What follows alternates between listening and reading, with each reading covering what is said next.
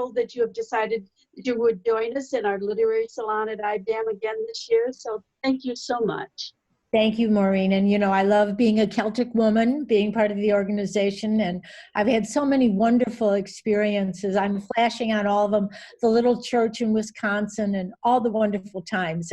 But as we were talking, I remembered my very first time with Celtic women. I think it was the first IBAM. And I was coming from the first fundraiser. I was a founding member of the Irish American Writers and Artists, and we had our first O'Neill Award, which has become a big deal.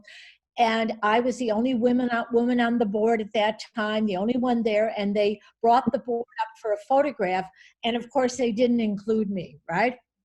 And it's funny, if anybody's watching The Crown, they make a big deal of Margaret Thatcher being photographed with her cabinet. And I mean, it's rows and rows of men and this woman in like an electric blue suit right in the middle. So anyway, the women were upset and the wives were coming up to me and everything. And I was so smiling because that day, after putting it off for years, I had had a mammogram and I got a good result. And I thought nothing these guys can do to me is going to bother me. So within 24 hours, I was at the Celtic Women, and I couldn't resist telling them the story. And it turned into a rollicking session about the times that women are neglected and how we have to fight to have our voice, and how when we're with each other, we can share these experiences. So when I set out to write this book, which is a nonfiction book, as you know, I hope most of you, I am the author of this trilogy of Irish America, Galway Bay, of Irish Blood, Irish Above All, and the only country that bought the rights, Russia. I can't figure that out, but I hope Vladimir Putin is reading about the Irish somewhere.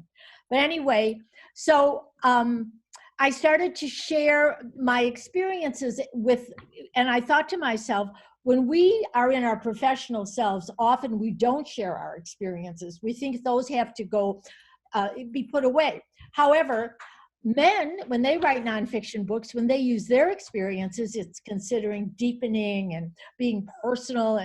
But when women do, sometimes it gets written off as, oh, well, it's just a memoir. So I decided when I am writing this book, though it's nonfiction, I'm going to use a lot of my own experiences, inspired by that wonderful moment with the Celtic women. Now, what is this book about? I have been going to Ireland regularly since 1969. I am probably up to about 250 visits, right? For all different reasons, working on documentaries, doing research, being involved politically. I was a big part of, in my life, was working with the SDLP and John and Pat Hume, et cetera, et cetera. So a friend of mine, Maeve Kelly, a wonderful writer, who came into my life very serendipitously. I was living in Santa Monica, went to a bookstore on the 3rd Street Promenade, 1982, and found a book of hers called A Life of Her Own, short stories. She was a very talented writer, won all the prizes, but then decided to kind of put her money where her feminist mouth was and opened a refuge for abused women in Limerick. But these were wonderful stories. As fate would have it, I ended up meeting her. She was in New York for a conference. They had her staying at a college dorm that was above the Bellevue emergency room entrance. This is a woman who lived in the country. Anyway, she stayed with me. So as we became friends, she said, you know, you really should write a book about your experiences of Ireland over the last 50 years, because you've seen it change. And while you love Ireland, you have enough of a critical eye that it wouldn't be just fluff. It could be really strong. And of course, when I started to think, when I first went to Ireland in 1969, like many of you, it was a very poor country in many ways. And I saw the explosion of opportunity and prosperity. And to me, the biggest change was women. Because as much as I had fallen in love with Ireland, the scenery, the pubs, the people, I realized from my women friends that there was still a great problem. I mean, according to the Constitution, married women could not work outside of the home. There was no contraception. You couldn't even, nobody could buy contraception, married woman, anything, no divorce. You could be deserted by your husband and have no way of getting child support or anything. So with all the beauty and all the magic of Ireland, there was still this problem. And yet, over the 50 years, I watched women, many of them were my own friends, changing things. And the thing that really has astounded me is they were able to change things fundamentally without splintering their society, without the kind of backlash that I think we have experienced. So I started to ask them why. And I realized that a lot of the reason was in the Irish imagination, there were these fabulous female figures from the very beginning. And as Celtic women, we have studied them. We have had ceremonies for them. And of course, it's Queen Maeve, it's Grace O'Malley, it's Bridget, it's the women of the Revolution like Maud Gonne. It's going right down, the women writers, the nuns, the wonderful nuns. It was interesting to me doing my research. The women that founded the Sisters of Mercy and the Presentation Sisters, they did not intend their groups to be under the church. They were women that were getting together to help women and to teach girls. It was just the church was very nervous to see women gathered together without any bishop telling them what to do. So all these women that I got to know so impressed me. And I thought that the way they went about it was so interesting. What was the difference? What were they doing that was different than the way we were doing it? For one thing, I think they came out of a different cultural experience. The kind of body shaming, the kind of media visions of women that we grew up with, they didn't have. It was a much broader thing. And I think it was a question of their spirituality. Now, Celtic women, we know there is a deeper Celtic spirituality that's deeper than any organized religion, deeper than Catholicism. I was interested when they quote Seamus Heaney's poem, The Cure of Troy. He says, pray for holy wells and miracles, not for the 9:30 Mass. I mean, it was not really about the bureaucracy.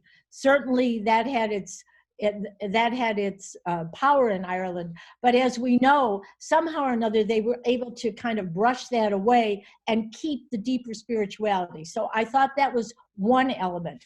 The other thing that I came to really feel is the image and the reality of mothers in Ireland. The Irish mother is a figure, almost any memoir you read, any play, any novel, the mother is the strong figure. Now, in America, psychoanalytic thinking started to make the mother into the enemy. But I think in Ireland, these strong mothers, these mothers that are singing, these mothers that are taking care of many, many children, holding the family together, are figures that are so important. And of course, Frank McCourt, Angela's Ashes, was really about his mother.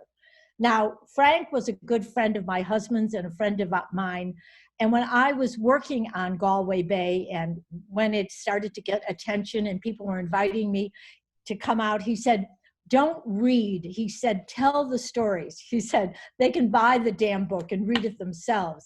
And I realized that people were interested in the stories behind the story in my own research, because like everyone who's gone to Ireland, I have these incredible moments of coincidence and serendipity and providence. I'll just tell you one. When I was looking for Honora, my great-great-grandmother, who is really the linchpin of the whole story, I was having trouble finding her, and I was told that the person who had the books, the real registrar, was a presentation nun in Galway. But when I tried to get an appointment with her, she was always busy, she was traveling. And when I went to see her, she was nice, but she was unbending. And I felt I was being called into Mother Superior's office, an experience I had had. And I blurted out to her that I myself had studied to be a nun. And then I realized, oh, why did I say that? Because obviously I wasn't anymore. And so she was polite and she said, what order? And I said, well, Sisters of Providence. And I mean, the blood drained from her face. She had two aunts that had left to join the Sisters of Providence from Donegal in the 1880s, and she had no information about what had happened to them. So I said, well, sister, tell you what I'm going to do. And I found out the information. And in return, she opened all the books to me. And I found Honora. I found her children. She took me to the place where Honora was born. So it was those kind of coincidences that happened over and over again. Patricia Hardy, the editor of Irish America magazine, always says she thinks the ancestors want us to find them and want us to connect. And over the summer, I spent a lot of time with my own mother. Luckily, we were able to be in northern Wisconsin together. She was 99. She'd had her big 99th birthday party. And we were kind of hunkering down, afraid of COVID, afraid of what was going on. But she came through all that with flying colors, and then had a very strange medical accident that happened. And sadly, she died. However, in the way of the universe, she died on October 22nd, which is the feast of the Sisters of Providence. So I said, okay, all right, Blessed Mother, St. Bridget, you're giving me a message. However, when I came home and started writing this book, I was having a really hard time focusing, very sad, very mournful, until a friend offered to come, and just a friend that I wasn't that close to, and said that she would love, she had time on her hands, did I need anything organized? Well, if you could see my study, she's been coming and helping me. And as she's bringing order to my life, I've been able to write this book. And guess what her name is? Marianne, the same name as my mother. So I want this book to capture a little bit of the magic that's happened to me in going to Ireland. I want to talk about present day women that I have known and worked with. I want to talk about the image of women that really liberated Irish women to be themselves in ways that maybe we had difficulty with, and we can learn from them. I happily knew both Mary Robinson and Mary McAleese. I know them, particularly Mary McAleese. And she said one time to me that she thinks Ireland is enjoying the first prosperity it did in 1,000 years because women are participating in the public life of the country. She also supposedly said behind every great woman is a man looking for his dinner. But that's a whole other subject. So this is a little all over the place, but I want to say that I'm loving writing this book. I really feel the presence of my mother, of Honora Keeley Kelly, my great-great-grandmother, of all the amazing Irish women that have birthed all of us in many different ways. And I'm thrilled to be making my announcement to the Celtic women that this book will be finished. And when we meet in person, I'll have it.